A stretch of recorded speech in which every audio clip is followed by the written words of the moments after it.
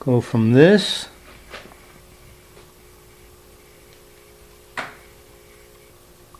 to this with a little CNC help. Prime rig.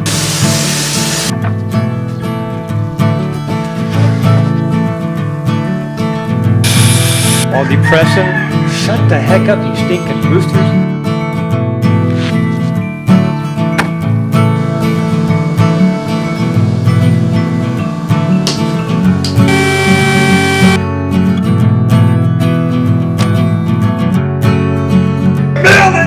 For your sake. This is the shack. Hello and welcome. New to the channel, first time stopping by. Thank you so much for taking some of your time out to view. I really appreciate that. I always ask that you consider subscribing, and if you do, ding ding ding ding, ring that bell down there so that way you're notified when the videos do come out. Today's video, I'm going to go over my dash bezel on my truck. This is the stock one that came out. I have a new one. A little bit about why I got the one I got and the reason why I went to a machine shop to have some work done to it. There are many different styles of dashes out there. This is out of a 6872 Chevy pickup. I like the aluminum CNC machined dash bezel, but I didn't care for a lot of the styles that were out there. I still wanted to maintain a factory look to it, even though it's a modern aluminum dash, but it still has basically the same layout as the factory. My process was, I got the list of gauges that I want for my truck. Being that it is being converted to diesel, there are extra gauges that I want. I'm the type of person that likes gauges. I like to be able to see what's going on with my truck, with the engine, the tranny, and even the axles. So I have my list of gauges that I wanted.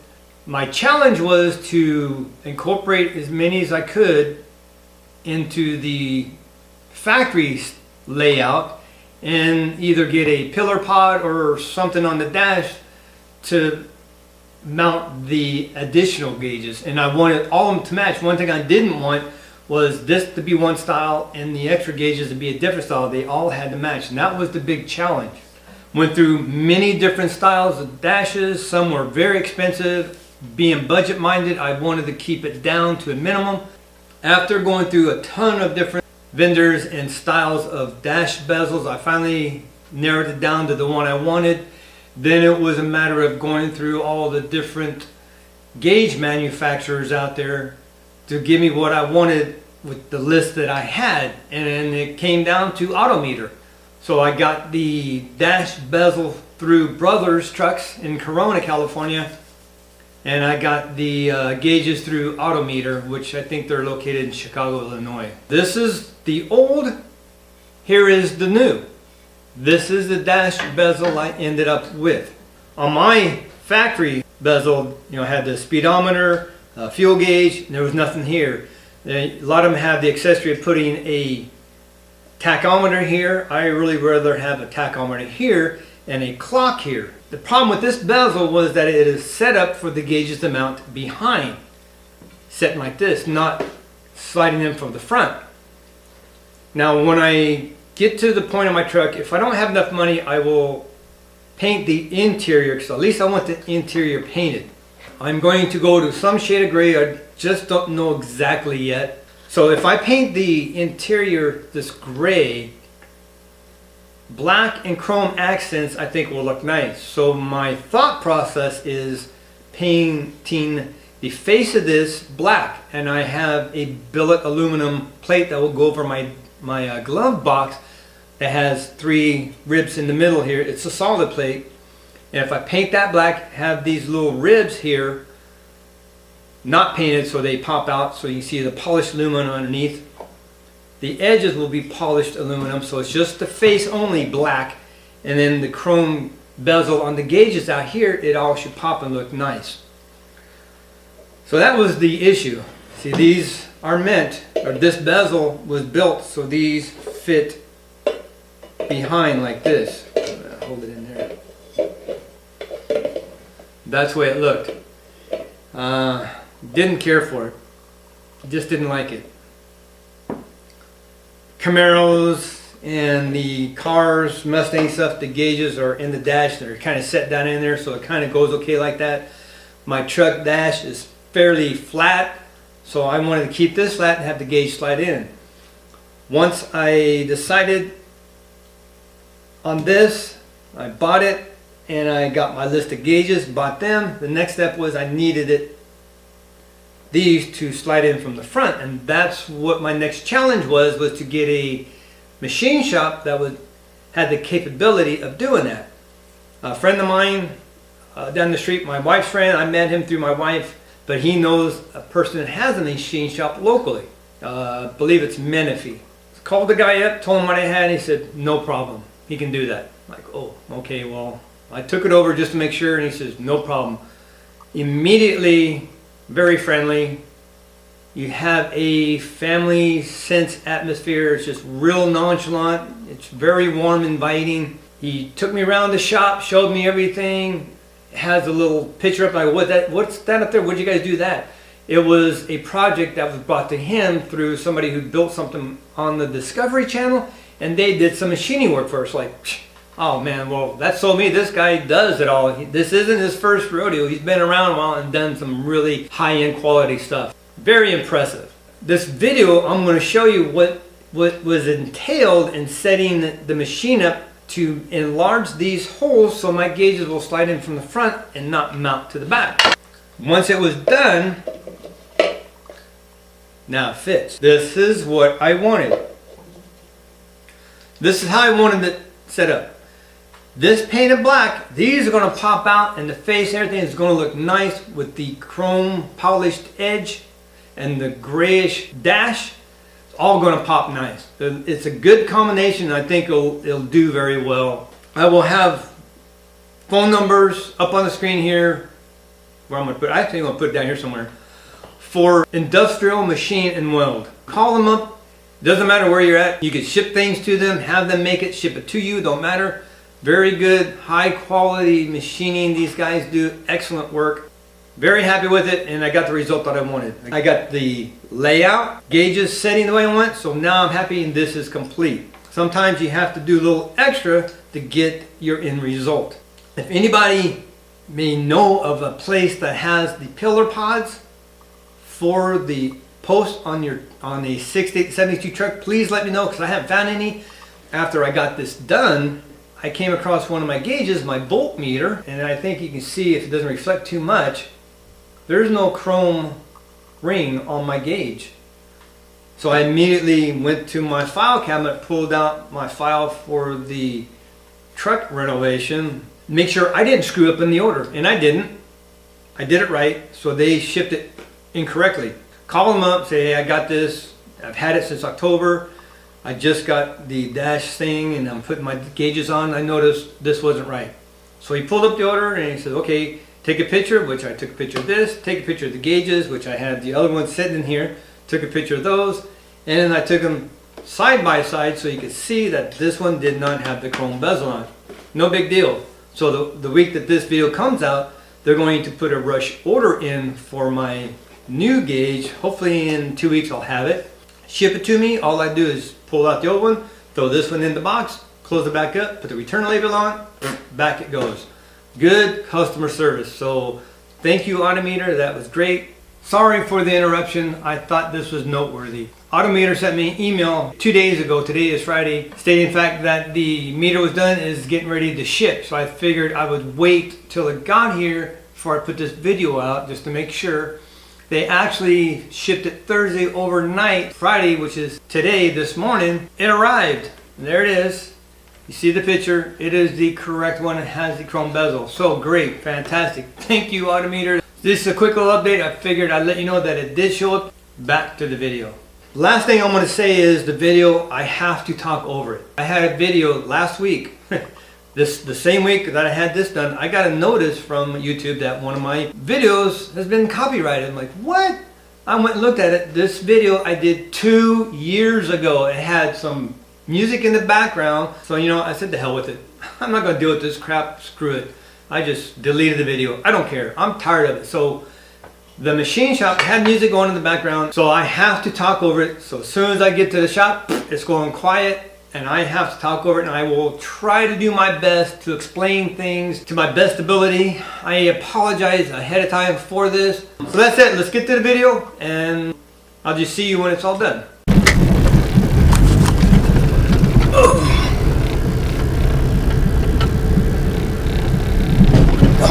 damn. This road is worse than my dirt road. Unbelievable.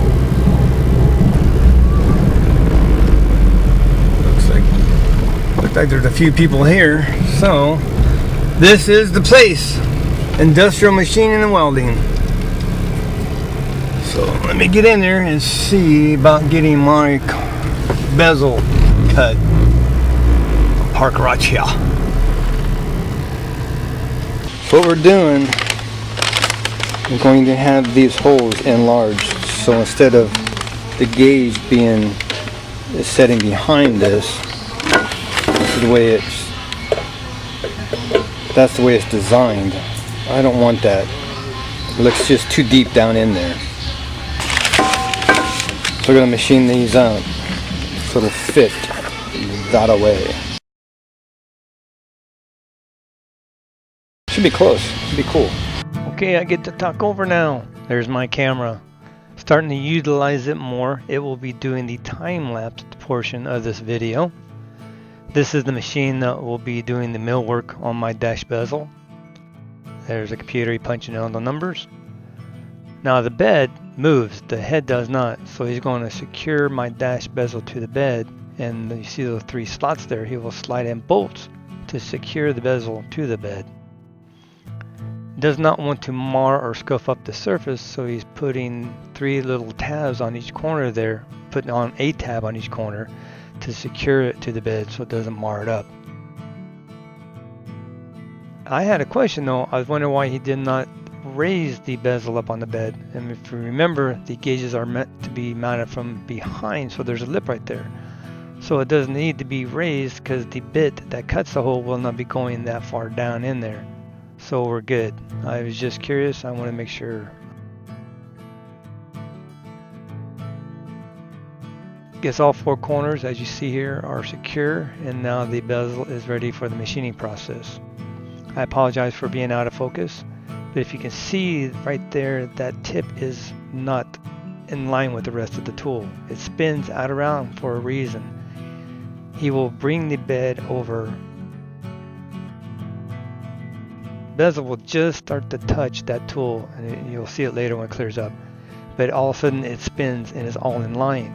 Then he'll back it out a little bit until it starts to go out of a line again, and bring it back and forth a couple times until he finds that right point. He will punch in the computer that point. He will go to another one. He does 3 points in a circle, making a triangle. As you see here, it's a little bit clearer, you can see it. He'll go out of line, and he'll line up again as he backs it up.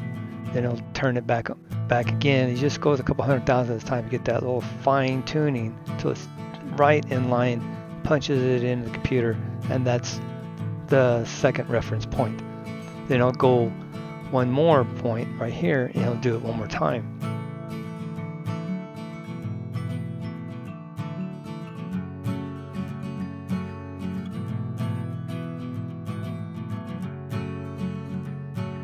And you'll see right there, it's got first point, second point, third point. Those 3 points triangle, it will automatically configure the diameter of the circle. Gives the computer the OK. Then the machine will actually raise up. It'll come back down, and it should be in the center of the circle. He will just give it a quick visual to verify that it is. If it isn't, or looks a little off, he'll go back and redo the 3 points. With it set right, next thing he does, it goes up, it changes up, puts the cutting bit in, and now he's got to find the surface of the bezel. He'll bring it down until it gets close. You see there's a little gap right there. Brings a flashlight in so he can dial it down a little bit further till it gets very, very close to it. As you see right there almost. Then he did something old school. He gets a piece of paper. He'll set that in there and he'll dial it down like a couple hundred thousandths at a time until it just starts to pull on the paper, and then that's the surface. Now he knows how far he can cut down. Once that's set, gives the machine the okay. He'll do a test cut. He gets his little measuring tool. You see right there, you can barely see. He'll check the diameter. We had to go back and actually enlarge it another 2 or 3 thousandths, or I forget what. Checked it again, it was fine. So now the only thing to do is do that 3-point reference check on every single circle, and it already knows the depth to go and everything. So it's just reference those 3 points, let it cut, and we're good to go. Overall, it took about, I'd say, 2 hours to do the whole thing. Of course, these guys are professionals. They do it all the time, so they make it look very easy.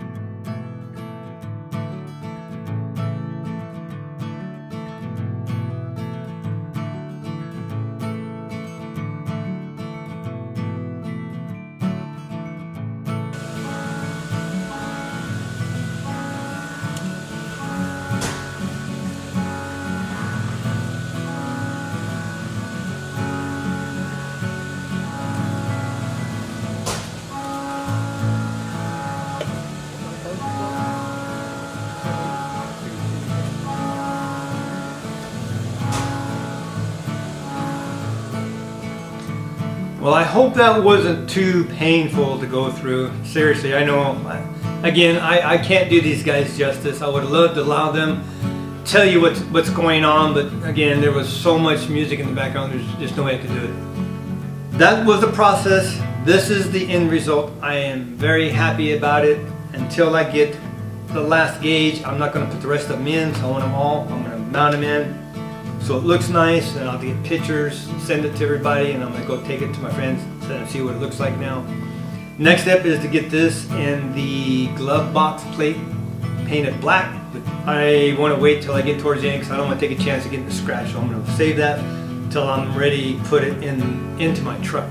If you subscribe, stay tuned, because I'm going to try to get a video out here pretty soon of everything I got, so you can see everything that I have that's going to go into this build. So this is just a quick update, the latest thing I have done for my truck. Still getting that other things taken care of like this. So that's another step, take care of it. Check it out. If you have any questions, comments, check the description below. I have links to AutoMeter. I'll have all the information, contact information for industrial, machine, and weld. Feel free to call them up if you got any questions about something you may be interested in trying to do for your vehicle or build or whatever. Talk to Elli or Ryan, the owner. If you really want to know about machining, talk to him. The guy is phenomenally intelligent about it, very informative. And if you call him up, just say, hey, I saw that you did, Rick's truck dash bezel, came out really nice, so I'm thinking maybe I have this done. What would you do for me on this? Or if you want any pricing on something you may try or whatever, just talk to them. Thank you so much for watching. Again, I apologize, but I do what I can do and I try to do my best. Be blessed. Take back your check. For your sanity. Can't wait to get the gauge. I want to get this put in, set in my truck and see what it looks like. Yay. See you in the next video. Subscribe. I got other stuff coming out.